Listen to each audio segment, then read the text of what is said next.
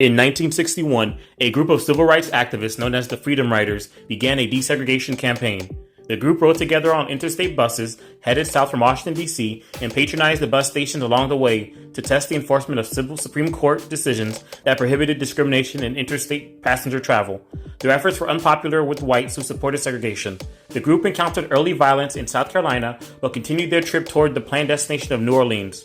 On Mother's Day, May 14, 1961, a Greyhound bus carrying Freedom Riders arrived at the Anniston, Alabama bus station shortly after 1 p.m. to find the building locked shut.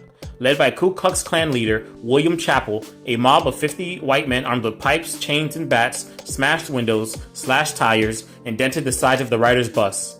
Though warned hours earlier that a mob had gathered at the station, local police did not arrive until after the assault had begun. Once the attack subsided, police pretended to escort the crippled bus to safety, but instead abandoned it at the Anniston city limits. Soon after the police departed, another armed white mob surrounded the bus and began breaking windows. The Freedom Riders refused to exit the vehicle, but received no aid from two watching highway patrolmen. When a member of the mob tossed a firebomb through a broken bus window, others in the mob attempted to trap the passengers inside the burning vehicle by barricading the door. They fled when the fuel tank began to explode. The riders were able to escape the ensuing flames and smoke through the bus windows and main door, only to be attacked and beaten by the mob outside. After police finally dispersed their attackers, the Freedom Riders received limited medical care. They were soon evacuated from Anniston in a convoy organized by Birmingham civil rights leader Reverend Fred Shuttlesworth.